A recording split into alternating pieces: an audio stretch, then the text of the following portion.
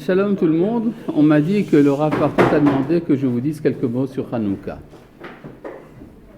Hanouka est une très grande fête, voilà, c'est fait. Voilà, Rabbi Hanania.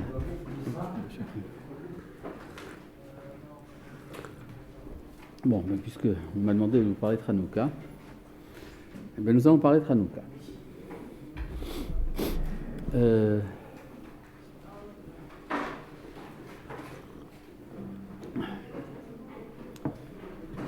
Nous allons commencer par une question toute banale, qui est la raison de la fête de Hanouka. Pourquoi fait-on une fête à Hanouka? Oui? La victoire du peuple juif sur les Yevanim. Hein? L'indépendance du peuple d'Israël. L'établissement de la Malchout Israël. Donc, vous avez déjà eu des cours sur la question, n'est-ce pas? Hein? C'est tout frais de ce matin. Qui c'est qui vous a donné cours? Vartouche. Donc, il vous a expliqué sur la base du Rambam, je suppose?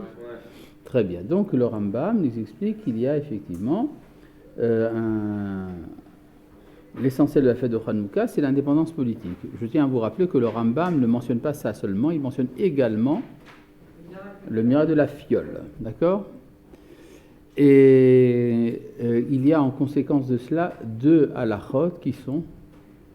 Quels sont les deux commandements de la fête de Hanouka? Le Hallel et la lumière, et les lumières. Quelle est la mitzvah la plus importante? Décidez-vous. Le Hallel ou les lumières? Décidez-vous. C'est dit donc que c'est le Hallel qui est le plus important. Historiquement parlant, les lumières sont beaucoup plus tardives. Dans les textes qui parlent de la fondation de la fête de Hanouka, aussi bien dans la Gemara que dans le livre des Maccabées, que dans les Braïtot qui traitent de ces questions, nulle part il n'est dit que les Hashmonaïm ont institué l'allumage des lumières. Mais la chose qui est dite en premier, c'est qu'il a été institué de faire le Hallel, donc c'est la mitzvah originelle, et les lumières sont beaucoup plus tardives. On découvre ça déjà chez les anciens de Beth Hillel et de Beth Shammai, donc il y avait déjà un usage qu'il est d'allumer les lumières, mais la mitzvah originelle, c'est le Hallel. D'accord? Maintenant, le Hallel vient en commémoration de... Pour quoi? Pour Odin, et les lumières en souvenir de la fiole. D'accord? C'est-à-dire, donc il y a ici deux commandements, un important, l'autre moins important, mais beaucoup plus populaire. Parce qu'un Hallel, ça ne se voit pas de loin, tandis que des lumières, ça se voit. D'accord? Bon, jusque-là, c'est bien clair? Bon, je suis très heureux d'avoir compris ça. C'est la raison pour laquelle, quand la Gemara demande sur la bénédiction des lumières, on dit « Asher kitchanu bemitzvota vetsivanu ladlikner Hanouka ». La Gemara demande « Mais Echan Sivanu, est-ce que Dieu nous a ordonné d'allumer les lumières de Hanouka ?» Et la Gemara ne pose pas la même question pour le Hallel. Pourquoi la Gemara ne demanderait pas pour la bénédiction du Hallel? Pourquoi est-ce qu'on dit Vetsivanu? Il nous a ordonné. Parce qu'il semblerait, d'après la Gemara, que l'origine du Hallel est claire, tandis que l'origine des lumières n'est pas claire. Quelle est l'origine du Hallel? Qui c'est qui a institué qu'il faut dire le Hallel quand on est libéré?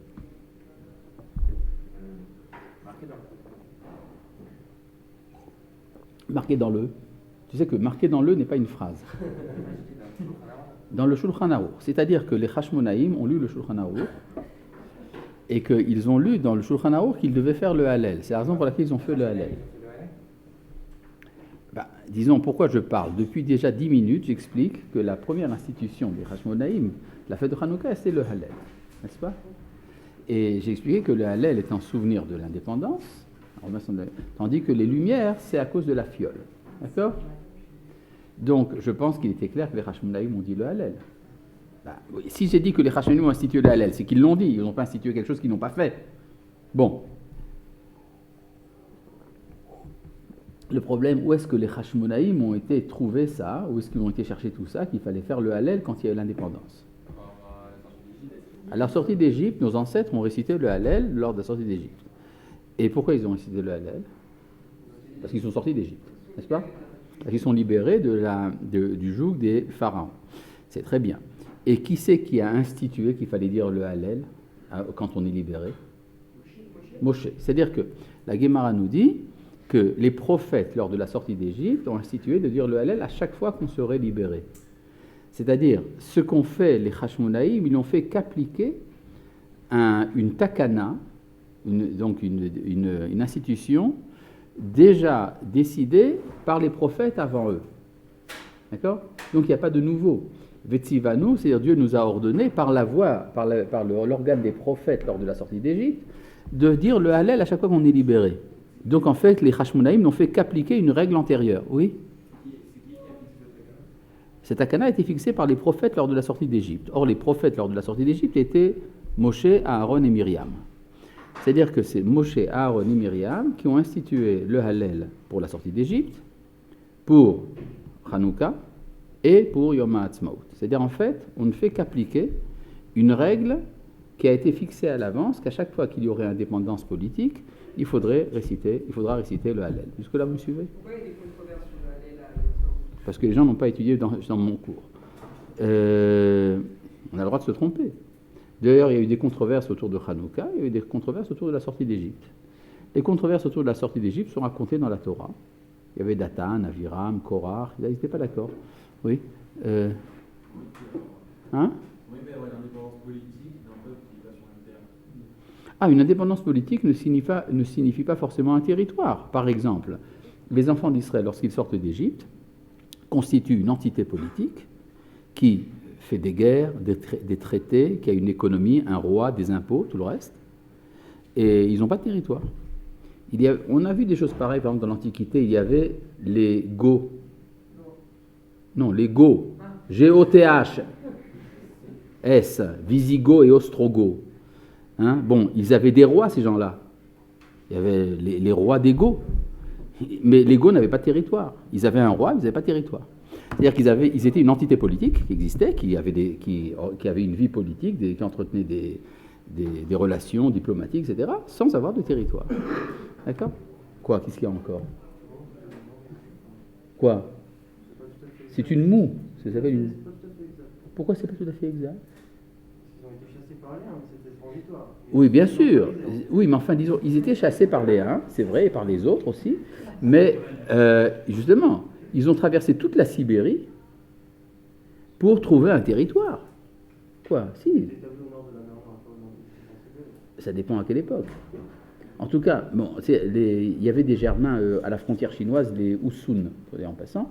Tout ça, bon, il y a eu ce qu'on appelle la poussée unique, qui a fait, unique avec un H, n'est-ce pas, qui fait que toutes ces tribus, toutes ces peuplades ont été déplacées, et tout en étant déplacées, elles étaient à la recherche d'un territoire, elles avaient tout le temps un pouvoir politique. Le fait est là. Donc, en fait, c'est pas du tout pas exact, c'est tout à fait exact. Bon. Je reviens. Ils avaient des drôles de noms. Il y a les Alains, comment on peut s'appeler des Alains ? Bon, en tout cas, on pourrait faire des tas de jeux de mots, mais c'est pas le moment. Et donc, donc il y a une takana, donc de dire le Hallel à chaque fois que on accède à la libération d'ordre politique. C'est ce qui s'est passé à Hanouka, c'est ce qui se passe à Yom HaAtzmaut. Pessah, bien sûr. Pourquoi on fait un jour alors après ça ? Parce qu'il suffit d'un jour pour fêter le fait de quoi ça. Tous les jours, comme à Hanouka. Bon, alors, ça c'est un sujet qu'il faudra discuter quand on étudiera pour Pessah. D'accord ? Ok, on ne peut pas tout faire à la fois. Bon, je reviens donc à la takana originelle qui est de dire le Hallel. Maintenant, oui. Maintenant, si c'est vrai ce que je vous dis là, alors il y a un petit problème. Vous savez que les jours de Hanouka font partie d'un texte qu'on appelle Megillat Ta'anit. Vous avez entendu parler de ce texte ? C'est quoi Megillat Ta'anit ? Non, pas du tout. Megillat Ta'anit est un tout petit livre qui a été écrit antérieurement à la Mishnah. C'est un livre ancien qui est cité par la Mishnah, qu'on appelle Megillat Ta'anit, qui est écrit en araméen, et dans lequel il y a une liste de 32 jours dans l'année où il est interdit de jeûner, de faire des oraisons funèbres, et également le jour avant et le jour après. D'accord ? Dans ces 32 jours se trouvent également les 8 jours de Hanouka. C'est ça, le texte fondateur, c'est dans Megillat Ta'anit. du point de vue de la halakha. Maintenant, dans ce texte-là, donc, au cours de l'année, vous avez plein de jours comme ça, une flopée de jours dans lesquels il est interdit de jeûner, il est interdit de faire des oraisons funèbres, et on fait la fête. La Gemara nous dit dans le traité de Rosh Hashanah que le Megillat Ta'anit a été aboli. Ces jours ont été supprimés. C'est la raison pour laquelle vous n'avez pas entendu parler de ce texte. Si, on l'a. Voilà, ouais, il existe. Megillat Ta'anit, il y a différentes éditions, des éditions scientifiques, etc. Il y a différentes versions, il y a des ajouts, etc. Ce livre existe. Bon. Et d'ailleurs, le passage dans la Gemara de Shabbat qui parle de Hanouka, c'est un extrait de ce livre. Mais la Gemara, dans le traité de Rosh Hashanah, nous dit que la Megillat Ta'anit a été abolie. C'est-à-dire que tous les jours où il était interdit de faire des jeûnes, maintenant on a le droit de jeûner, on a le droit de faire des oraisons funèbres et tout le reste. Maintenant, la Gemara dit, dans ce cas-là, pourquoi est-ce que Hanouka n'a pas été supprimé?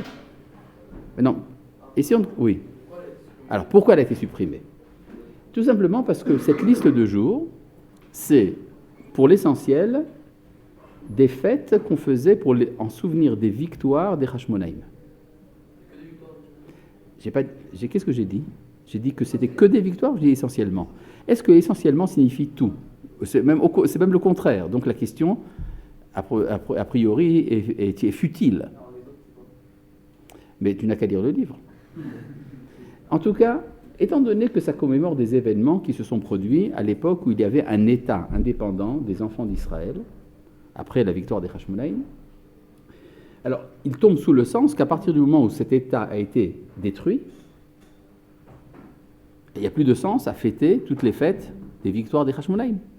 C'est la raison pour laquelle le Megillat Ta'anit a été aboli. Dans ce cas-là, se pose la question, mais alors dans ce cas-là, pourquoi continuer à faire une fête d'indépendance qui n'a plus son sens, puisque l'État en question a été détruit? Je parle ici de la question, n'est-ce pas? J'explique la question de la Gemara.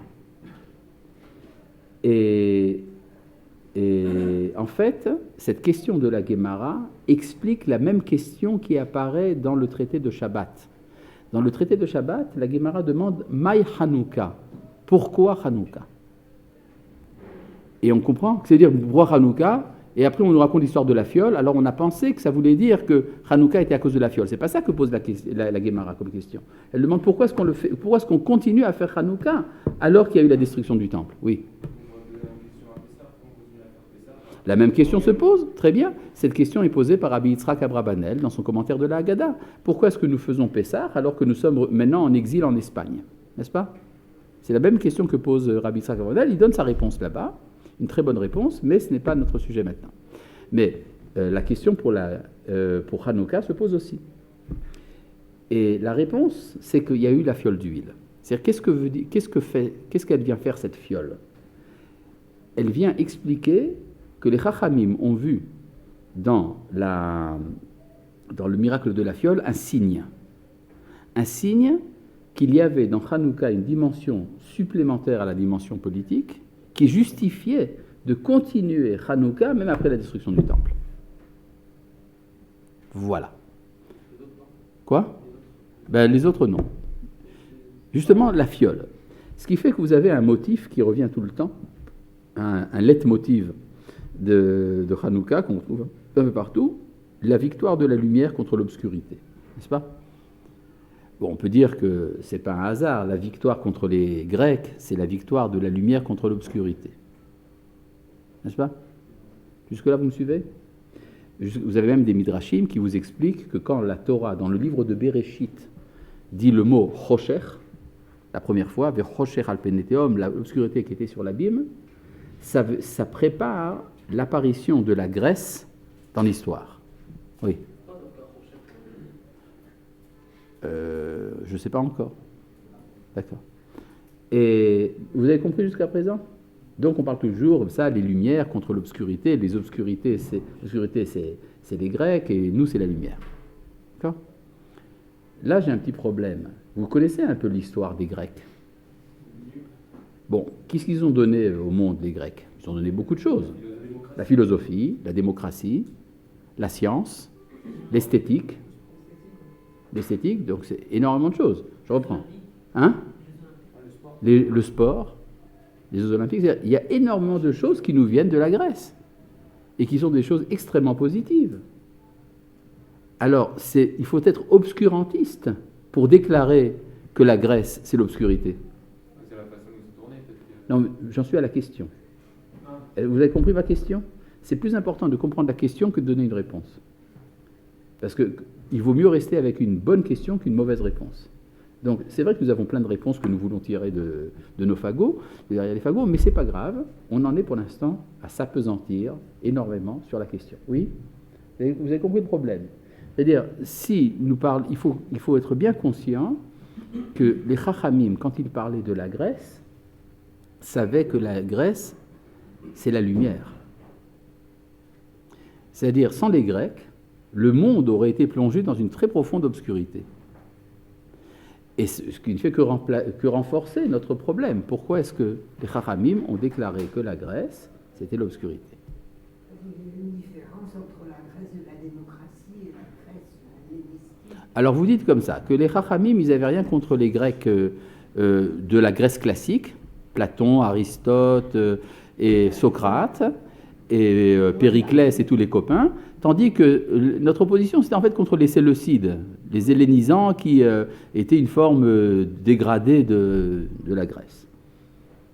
Trop facile. Je vais vous dire pourquoi c'est trop facile. Parce qu'on peut se demander, est-ce que les persécutions d'Antiochus contre nous, c'était une gaffe? Dans ce cas-là, ça aurait été une gaffe. C'est-à-dire, Antiochus n'aurait pas été fidèle à la tradition grecque, il s'est complètement planté quand il a fait des persécutions contre les Juifs. En fait, il aurait dû continuer la bonne vieille tradition grecque de tolérance, et puis tout aurait été arrangé, n'est-ce pas? C'est comme ça que vous voyez ça? Oh, vous avez beaucoup d'humilité. En fait, le problème de la Grèce, c'est que c'est de la lumière. Et que Israël, c'est de la lumière. Il y a une rivalité entre deux lumières. Une lumière obscurcit l'autre.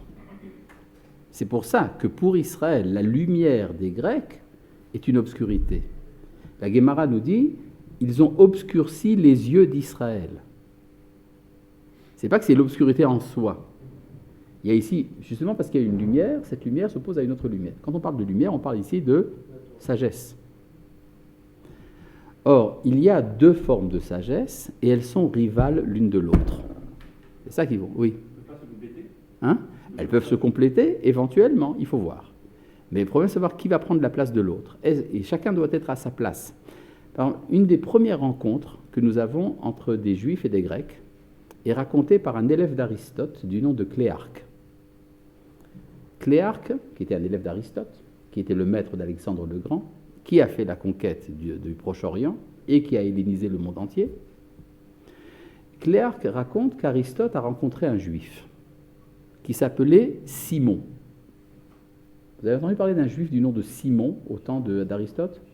C'est Shimon HaTzadik, n'est-ce pas? La Mishnah nous parle de Shimon HaTzadik, qui a rencontré Alexandre le Grand d'ailleurs, qui était d'ailleurs grand prêtre. Et Cléarque raconte qu'Aristote avait un grand plaisir à discuter avec ce Juif, qui était un homme de grande valeur, qui avait beaucoup de connaissances et une grande sagesse, à tel point qu'on aurait pu croire qu'il était un des Grecs. C'est-à-dire qu'on peut dire que pour les Grecs, c'était éblouissant, effectivement, de rencontrer les Juifs. Nous avons enfin des philosophes chez les barbares. Chez les barbares. Les barbares, c'est nous, n'est-ce pas? Et donc, ils ont dit, voilà, il y a encore des Grecs ailleurs. C'est-à-dire que pour les Grecs, ils ne voient le monde qu'à travers les lunettes grecques. C'est ça qui va mesurer chaque chose. Oui? C'était postérieur. C'était postérieur à quoi? Bon, d'accord, mais bon, on ne sait pas très bien quand est-ce que ça a commencé, la Grèce, mais ce n'est pas ça le problème. La rencontre avec Israël s'est faite très, très tard. Ils n'avaient pas entendu parler. Le premier grec qui parle des Juifs, c'était l'historien Hérodote. Hérodote dit que les Juifs sont des Syriens, de Non, il dit ce sont pas des Syriens. Il dit ce sont des Égyptiens du sud de la Syrie. C'est ça qu'il sait dire des Juifs. Et qu'ils ont la circoncision, qu'ils se circoncisent, et qu'ils ont appris ça chez les Égyptiens. Voilà, c'est à peu près ça qu'il sait dire. Bon, mais enfin, disons que très tard, ils ont rencontré, mais Aristote a rencontré donc un Juif. Il en était, paf. Mais qu'est-ce qu'il a remarqué chez ce Juif? Il a remarqué la sagesse. Ça correspondait, ça donnait un écho à ce que lui connaissait. Et puis, plus tard, pas tellement plus tard, mais du temps du roi Ptolémée II, vous savez que tous les rois hellénistiques d'Égypte s'appelaient Ptolémée. Et ils avaient souvent des reines du nom de Cléopâtre. D'accord? Mon premier ouvre les portes, mon deuxième se boit, et le troisième, mon troisième fait paître les moutons, et César aime mon tout. D'accord? Cléopâtre. Donc, et il y avait donc un roi parlant le grec en Égypte, à Alexandrie, qui s'appelait Ptolémée de Philadelphie, qui a tellement aimé les Juifs qu'il a demandé à ce que la Torah soit traduite en grec. Pour ce faire, il a pris 72 sages d'Israël pour qu'ils traduisent la Torah. Ça s'appelle la traduction des Septante, oui. Il n'y a pas, on a le droit aussi de la Torah, on a le droit de la lire en grec aussi, c'est caché. Oui. Et donc, il a demandé... Il y a des raisons à ça. Bon, donc il a demandé à traduire la Torah en grec. Le Midrash nous raconte comment ça s'est... Il y a différentes sources sur ça. Le Midrash raconte qu'il les a mis chacun dans une autre pièce, pour que chacun traduise à sa manière. Et il y a eu un miracle, dit le Midrash. Ils ont tous traduit de la même manière. Mais vous savez pourquoi 70 rabbins ont traduit de la même manière? Parce qu'ils étaient dans des pièces différentes. Ce qui prouve que vous manquez gravement de sens de l'humour. Mais en tout cas, c'est pas grave. Donc, qu'est-ce que ça voulait dire traduire la Torah en grec? Alors, c'est intéressant parce que dans le Midrash, on nous dit que le jour où la Torah a été traduite en grec, il y a eu 3 jours d'obscurité dans le monde. C'est bizarre, ça. Ça veut dire que les Chachamim n'étaient pas d'accord. Ils n'ont pas apprécié cette traduction. Pourtant, il faut bien comprendre une chose. Pour un grec, traduire la Torah en grec, ça veut dire que c'est quelque chose de tellement admirable que ça mérite d'être traduit dans la langue de la culture générale et d'être mis sur une étagère d'honneur à côté des œuvres de Platon et d'Aristote. C'est-à-dire, c'est un truc tellement extraordinaire, votre Torah. Nous vous remercions, vous autres, les Juifs, d'avoir eu cette gentillesse de préserver cette œuvre admirable pendant si longtemps, pour que ça ne soit pas perdu. Nous allons enfin donner l'accès à la Torah du monde général. À partir de ce moment-là, vous autres les Juifs, vous pouvez disparaître de l'histoire, vous ne nous intéressez plus. Vous avez fait votre travail, très gentil, c'est très bien, vous pouvez disparaître. Maintenant, remarquez que dans la prière de Hanouka, quand nous disons le Alanissim, on dit que chez Amda, Malchut Yavan Aresha Alamcha Israël. Lorsque l'empire scélérat des Grecs s'est levé contre ton peuple Israël, les Ashkiham, pour leur faire oublier. Alors, c'est quoi la suite? Les Ashkiham? Hein? Oui. Ou la Vira Mechouker. Alors, d'accord. Et vous avez en fait 2 versions. Il y a une version qui dit les Ashkicham Torah Techa, pour leur faire oublier ta Torah. Et il y a une autre version, qui n'a pas toujours été comprise, mais qui est en fait la bonne, les Ashkicham Mi Torah Techa, les faire oublier de ta Torah. C'est pas du petit nègre, ça veut dire qu'ils ont voulu prendre la Torah et effacer Israël de la Torah. C'est-à-dire la Torah devient une sagesse, donc celui qui en a été le réceptacle n'est plus important à partir du moment où le contenu a été transmis. C'est comme si vous avez par exemple des piyutim, on les met sur cassétothèque, Maintenant, c'est gardé pour l'éternité, donc les chanteurs peuvent disparaître. Oui? C'est un peu comme les chrétiens qui ont voulu. C'est l'origine du christianisme. C'est-à-dire, en fait, le christianisme est un prolongement de cette approche-là. Et donc, il y a eu, à partir de ce moment-là, quelque chose de très grave. C'est-à-dire que la Torah a été considérée comme une sagesse. Or, la Torah n'est pas une sagesse. C'est quoi la Torah? C'est la parole de Dieu. Il y a une différence entre une parole et une sagesse. Une sagesse, c'est quelque chose auquel je dois accéder.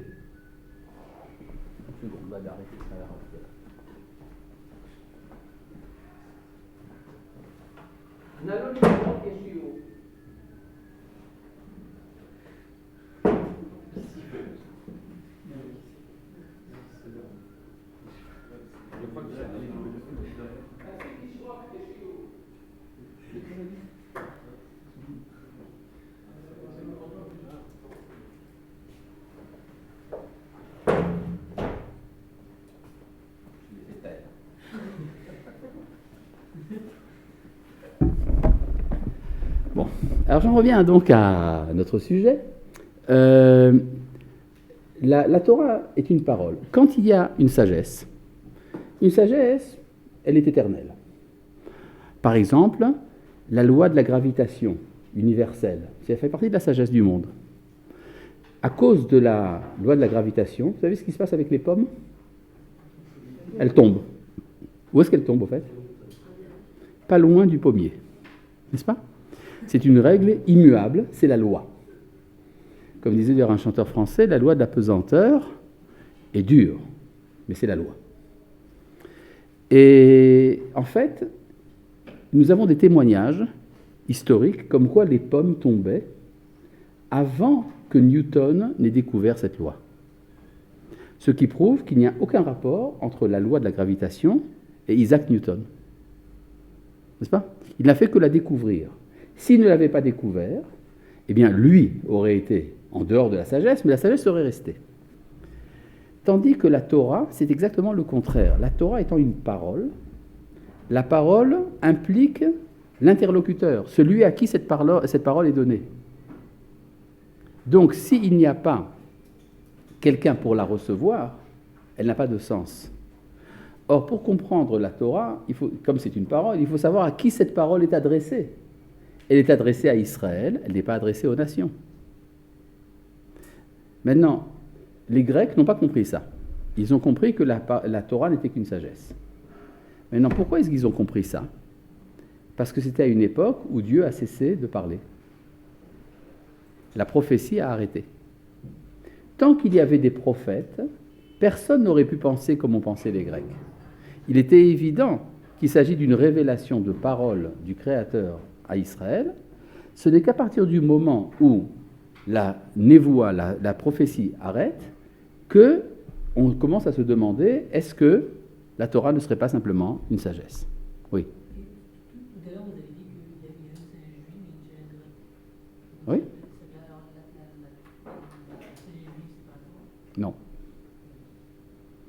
La sagesse juive, disons, est l'enveloppe de la parole, qui est la Torah. Alors c'est ça le problème, on peut se tromper. On pourrait dire, la Torah, c'est une expérience intellectuelle absolument extraordinaire. C'est merveilleux. C'est très interpellant. Hein. Vous connaissez ce genre de... Moi, ça m'interpelle, hein, la Torah. Voilà, des trucs de ce genre. Et alors, on fera donc des rencontres intellectuelles autour des textes talmudiques, zohariques et tout le reste, en oubliant une seule chose, c'est que c'est la parole du Créateur. Et en fait, la question qui se pose est très grave. Est-ce que les Grecs ont raison ou tort? Peut-être que les Grecs ont raison à partir du moment où il n'y a plus de prophète. Oui? Il y a un fait historique qui prouve que la prophétie existait. Oui, bien sûr, mais une fois qu'elle a cessé, eh bien peut-être que ça cesse d'être une parole. Comment tu pourrais... C'est une parole... On sait que c'est une parole divine. Oui, mais cette parole a cessé de parler. D'accord? Il y a eu un temps où ont cessé les prophètes. Là, il y a un midrash qui s'appelle le Derech Eretz Zuta, au Seder Olam Zuta, qui dit que les derniers prophètes sont morts le jour où Alexandre est arrivé en Eretz Israël. Bon, c'est une manière de dire qu'en fait, il y a une opposition entre la Torah et les prophètes, entre les prophètes et la philosophie.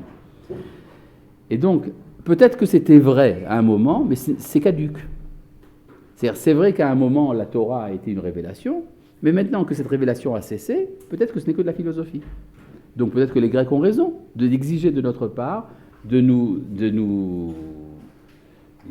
fondre dans le cadre de la culture générale. N'est-ce pas ? Qu'est-ce qui prouve qu'ils ont tort ? La victoire des Hashmonaïm ne prouve rien. Parce que la victoire des Hashmonaïm, finalement, c'était une victoire militaire. Mais peut-être qu'après... Comment ? Hein ? Exactement. Le miracle de la fiole était un clin d'œil. C'est-à-dire c'est un temps où la Shérina n'est pas présente, mais malgré tout, il y a quand même une présence particulière de la Shérina en Israël qui justifie, disons, dans l'essence même, la victoire des Hashmonaïm. D'accord ? Oui. C'est ça qui est plus important. Donc la fiole d'huile explique ce qui s'est passé dans la victoire. S'il n'y avait pas eu de victoire, avec que le miracle de la fiole, ça aurait été, on se dit, ça se fiche de notre fiole. Oui. Des miracles, il y en avait de temps en temps dans le temple. Mais le fait que ce miracle soit le couronnement de la victoire, ça prouve que la victoire avait un sens. D'accord ? Et donc nous avons eu raison d'avoir cette victoire. Où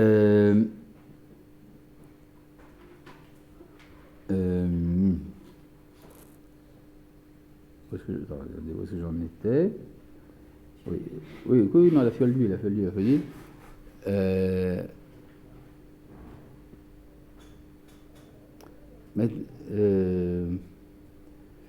Maintenant, vous comprenez pourquoi, bien que le temple ait été détruit, la rivalité entre la prophétie, la présence de la Shérina en Israël, et le message du monde de la culture générale, cette rivalité continue jusqu'à nos jours.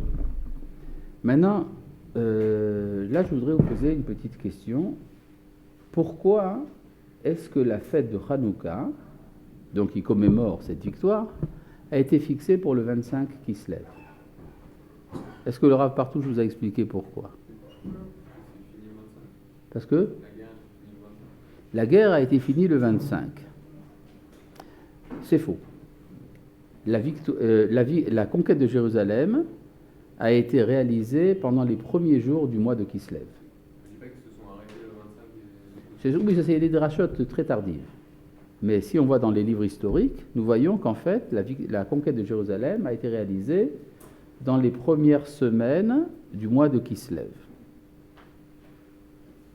Alors pourquoi avoir fixé le 25 Kislev comme date ? Le début de la révolte ? Non, pas du tout. Le miracle de la fiole s'est produit effectivement le 25 Kislev. Mais il s'est produit où ?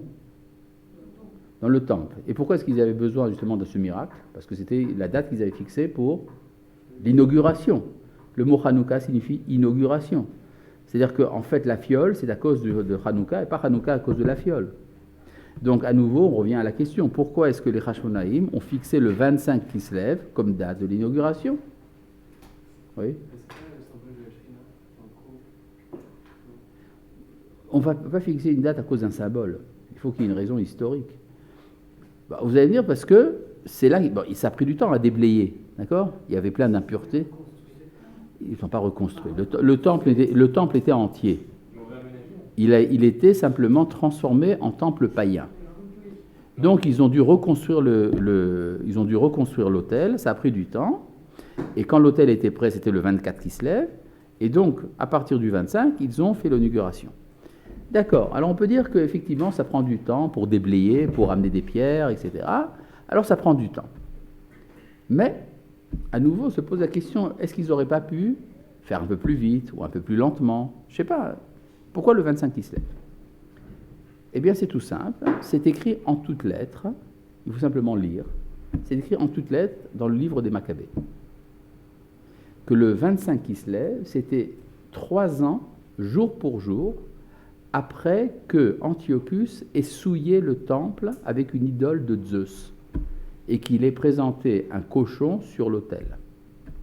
Il avait fait ça le 25 Kislev. Comment ? 3 ans. Ben, ça a pris du temps de faire la guerre, etc. Ben, pendant ces 3 ans-là, le temple était souillé. C'est-à-dire qu'en fait, le roi Antiochus a voulu inaugurer un temple païen à l'emplacement du Beth Amikdash. D'accord ? Il a mis une statue de Zeus olympien dans le Kodesh HaKodashim et il a présenté un cochon sur l'autel. En fait, donc, c'était sa fête à lui d'inauguration. C'était sa Hanouka à lui. Et en réaction à cette fête de Hanouka d'Antiochus, il y a la fête de Hanouka des Hashmonaïm. Vous avez compris maintenant ? C'est en réaction l'un à l'autre. C'est comme d'ailleurs comme pour Purim. Haman voulait détruire le peuple le jour même où on l'a fait, on a eu la victoire. Oui ? Eh bien parce que le bon Dieu, il a fait quelque chose d'assez incroyable, c'est qu'il nous a mis sur la même planète que les Goïms. Moi, j'aurais pas fait comme ça. Moi, j'aurais mis les Juifs sur une planète, les Goïms sur une autre. Mais pour des raisons inexplicables, Dieu nous a mis sur la même planète. C'est probablement, je suppose, qu'il y a un projet commun. Oui, on fait toujours comme ça. On fait toujours par rapport aux autres. Par exemple, qui c'est qui a fixé la date de la sortie d'Égypte ? Le pharaon. C'est lui qui a dit, vous sortez aujourd'hui. Qui c'est qui a décidé de la fête de Purim ? C'est Haman. Qui c'est qui a décidé de la date de Yom HaAtzmaut ? Les Anglais.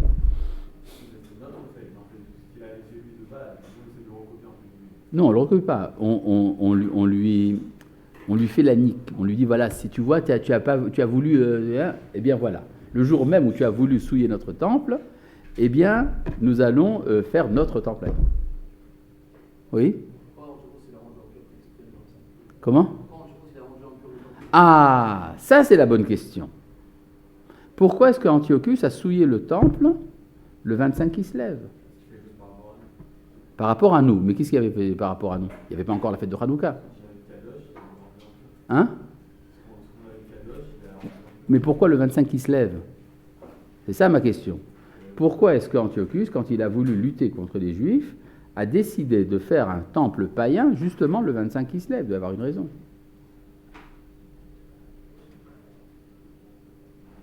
Pour une raison très simple. C'est que c'est ce jour-là que c'était la fête de Hanouka. Si, de quel Hanouka je parle ? L'inauguration du deuxième temple. Vous avez qu'à lire dans le livre de Haggai, au chapitre Bet, et là-bas il est dit en toutes lettres que le 24 Kislev, l'autel a été fini, et donc à partir du lendemain, on a fait des sacrifices. C'est-à-dire que le 25 Kislev était depuis très longtemps, bien avant Antiochus. Le Mishkan, c'est dans le Midrash. Je parle ici de choses qui expressent dans le texte. Le 25 Kislev était le jour où les Juifs, probablement, fêtaient chaque année l'inauguration de leur temple.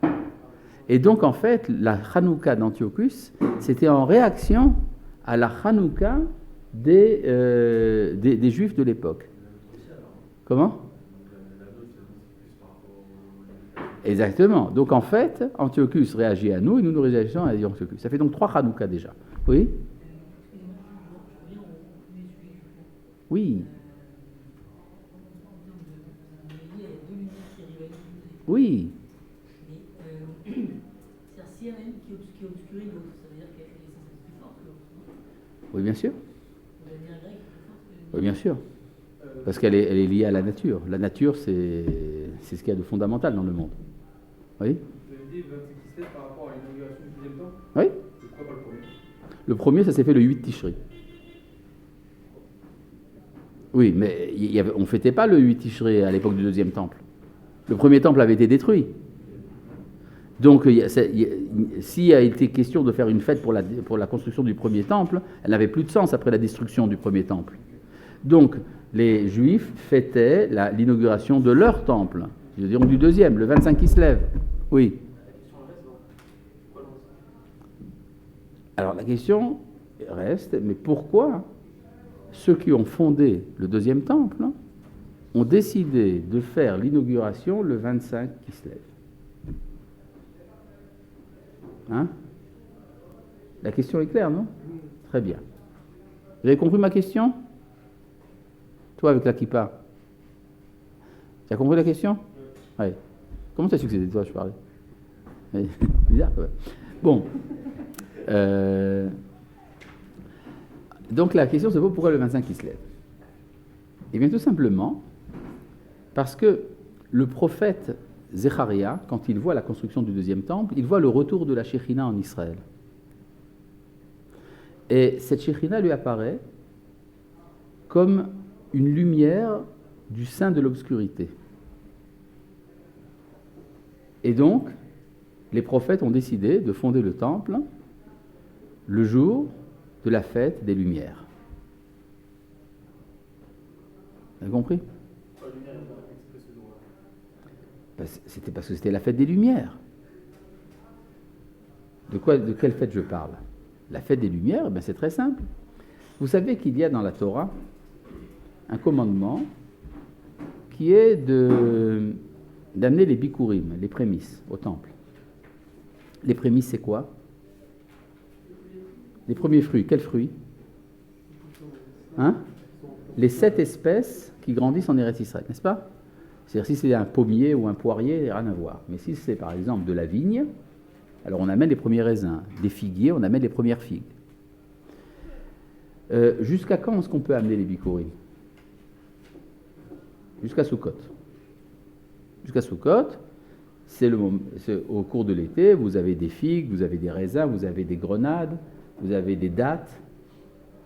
Toutes ces choses-là apparaissent à ce moment-là. Vous avez des... Et puis, il y a un fruit qui n'apparaît sur les arbres qu'après Sukkot. C'est quoi? L'olive. Les olives ne poussent qu'après Sukkot.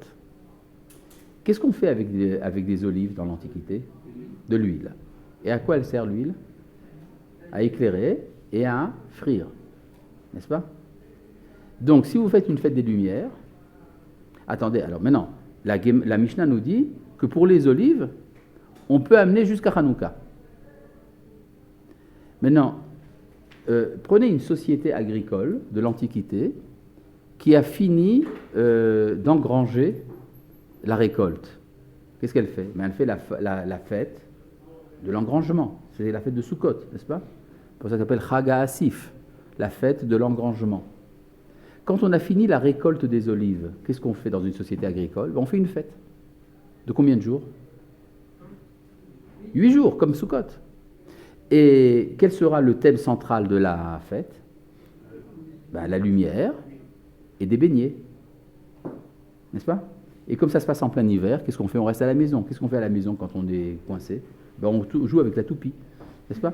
C'est-à-dire qu'il y avait une fête agricole dans l'Antiquité qui était une fête des Lumières. Quand les prophètes de l'époque du deuxième temple ont vu le retour de la Shekhinah et qu'ils ont compris qu'elle ressemblait à une lumière dans l'obscurité, alors ils ont dit, nous allons faire donc l'inauguration pour cette fête des Lumières, le 25 qui se lève. N'est-ce pas? Oui. Quoi? Quand quoi? Quand est-ce qu'elle a commencé? Ah, très bonne question. Dis-moi, tu as lu mon texte là-dessus? Probablement, hein? Oui, je pense. En fait, tu triches. Tu triches. Hein? Pour les autres, c'est très sympa. Mais je sais me débrouiller tout seul. Bon. Quel serait le premier homme à avoir fêté la lumière le 25 qui se lève? Hein? Le premier homme, n'est-ce pas? Donc Adam Arishon. Tu connais le texte de la Gemara qui parle de ça? Il y a un texte dans la Gemara qui nous dit que le premier homme a péché à Rosh Hashanah, et puis il est éjecté du Gan Eden, et il voit que les jours se raccourcissent. C'est-à-dire chaque jour, la nuit prend de plus en plus d'ampleur. Il se dit, c'est bien embêtant, c'est probablement à cause de mon péché. Il ne connaissait pas la rotation de la Terre et tout ça, enfin l'inclinaison de l'axe. Il disait, c'est à cause de moi que le monde est plongé dans l'obscurité, et c'est son retour au néant, au tohu vabohu. Très embêté, il fait un jeûne. Il jeûne, il pleure pendant 8 jours. Et puis après, il arrive au solstice d'hiver. C'est quoi le solstice d'hiver? Le plus court de l'année, c'est quel jour? Le 21 décembre. Donc il arrive au 21 décembre. Et il voit que le jour commence à s'allonger. Ça lui prend combien de temps pour voir que le jour s'allonge? On ne voit pas ça tout de suite. Ça prend 2-3 jours. Donc il arrive au 24 décembre. Et il se dit la Guémara, ah, c'est donc l'ordre de la nature. Minago shel olam. Tout content, il fait une fête de 8 jours, du 25 décembre au 1er janvier, pour fêter ça. Pour fêter le retour de la lumière. D'accord? Cette fête est devenue après, chez les Romains, les Saturnales. Mais cette fête était connue dans l'Antiquité, chez les Grecs aussi, on faisait ça. Et donc il y a eu, et la Guémara nous dit, lui, il avait une intention pure, mais les Goïms en ont fait de la Avodazara. Maintenant, dans le calendrier juif, ça tombe quand le 25 décembre? En moyenne, dans le 25 qui se lève. Il est évident que lors de la première année de l'histoire, c'était la même chose. Donc c'était le premier à avoir fait la fête de Hanouka ce jour-là, c'était donc Adam Arishon. C'est-à-dire que, en gros, Noël, c'est... Noël, oui, après, été repris par les chrétiens. Les chrétiens ont employé une fête antérieure qu'ils ont utilisée justement pour parler de leur fondateur, etc. D'accord? Il y a un lien entre cette fête et leur fondateur. Oui, bien sûr qu'il y a un lien. Maintenant, ça vous explique d'ailleurs pourquoi est-ce qu'Antiochus a pensé au 25 qui se lève aussi pour cette raison-là. C'était probablement sa fête à lui.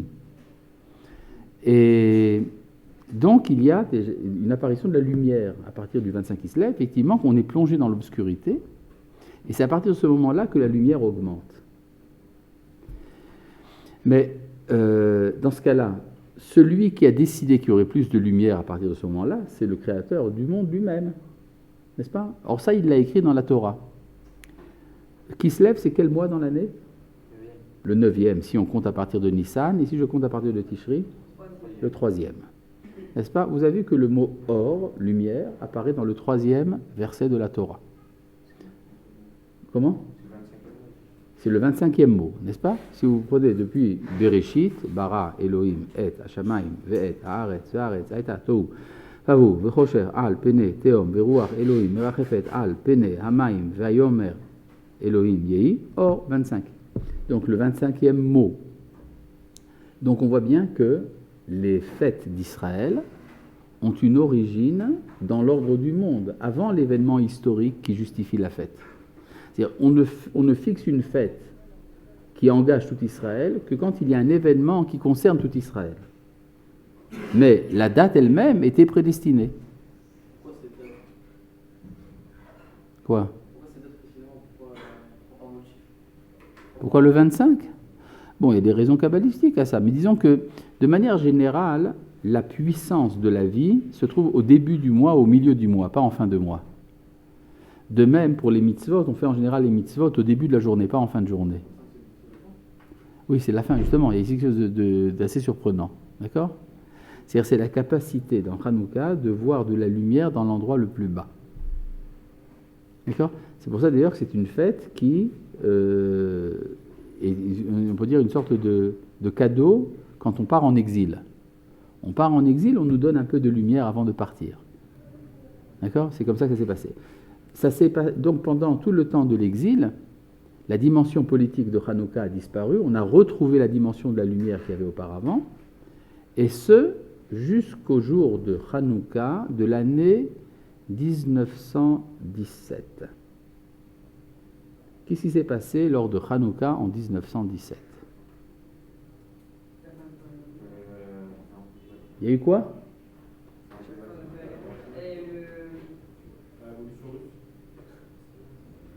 En octobre, oui. Alors, je dis, il y a eu donc la déclaration Balfour. C'est faux. La déclaration Balfour a eu lieu à peu près un mois avant. Mais, ce qui s'est passé, c'est que la veille de Hanouka, le 24 qui se lève de l'année 1917, le général britannique Allenby a conquis Jérusalem. Et il y a d'ailleurs une stèle qui commémore cet événement derrière la Tachana Merkazit à Jérusalem, à Romema. D'ailleurs, vous avez là-bas une sorte d'énorme monument sur lequel sont représentés les croisés. Oui, c'est-à-dire que Allenby se voyait comme la vengeance des croisés. En tout cas, il arrive à Jérusalem, il reçoit les clés à côté de la Tachana Merkazit, les clés de Jérusalem, le 24 qui se lève, il entre dans Jérusalem et passe sa première nuit là-bas. Le 25 qui se lève. Or, c'était la première application politique de la déclaration Balfour. C'est-à-dire c'était pour la première fois depuis l'exil que nous rentrons à nouveau dans l'histoire politique. Quoi ? Ça s'est fait pour des Juifs. C'est-à-dire la justification de la conquête de Jérusalem, c'était l'application de la déclaration Balfour. D'accord ? Et donc, à partir de ce moment-là, Hanouka a retrouvé sa dimension politique. Jusque-là, vous me suivez ? Très bien. Maintenant, une petite remarque qu'il faut faire, c'est dans la prière de Alanissim, on dit à la fin du texte Ulecha asita shem kadosh, le gadol vekadosh be'olamecha. Tu t'es fait une grande renommée, une grande et sainte renommée dans ton monde. Uleamcha Israël asita teshoa gedola ke'ayom hazeh, et pour ton peuple Israël, tu as fait une grande délivrance jusqu'à ce jour. Donc, nous mentionnons là-bas deux effets de Hanouka. Le premier, c'est que le nom de Dieu a été sanctifié dans le monde, et le deuxième, c'est qu'Israël a été sauvé. C'est quoi cette sanctification du nom de Dieu dans le monde qui s'est produite à ce moment-là ? C'était la première fois qu'un petit peuple, dans un petit village, avait fait ébranler un empire. N'est-ce pas ? C'est-à-dire c'était le début de la chute de l'empire séleucide. À partir de ce moment-là, les goïms ont commencé à s'intéresser au judaïsme. C'est-à-dire jusqu'à présent, l'histoire, le monothéisme, la foi des juifs en un seul Dieu, le refus du paganisme, c'était considéré comme une curiosité qu'on pouvait visiter dans l'empire séleucide. Bon, c'est un touriste passant par là aurait dit tiens, c'est bizarre, ils n'ont pas de Dieu ces gens-là. D'accord ? Et puis il aurait continué sa route. À partir du moment où il y a eu la victoire des Hashmonaïm à cause du problème du monothéisme, c'est à partir de ce moment-là que le judaïsme a commencé à être étudié et à exercer une fascination très importante sur le monde. Ce qui vous explique pourquoi, dans l'Empire romain, il y avait à un moment une très grande fascination pour le judaïsme, à tel point que le judaïsme a failli devenir la religion officielle de Rome. Finalement, ça ne s'est pas passé comme ça, c'est les chrétiens qui ont récolté les fruits de ça. Mais ça veut dire qu'en fait, sans la victoire des Hashmonaïm, il n'y aurait pas eu dans le monde ni l'islam, ni le christianisme. On peut donc dire qu'un des effets secondaires de Hanouka, c'est ça. D'accord ? Alors je ne sais pas si Matityahu aurait été tellement content de ça, mais malgré tout, on peut dire que quelque chose dans l'histoire a commencé à prendre la place, c'est-à-dire l'influence énorme du judaïsme sur la civilisation universelle, ça commence à Hanouka.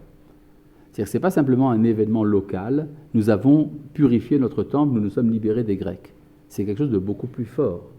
C'est en fait le début de la victoire finale d'Israël contre la Avodah Zara.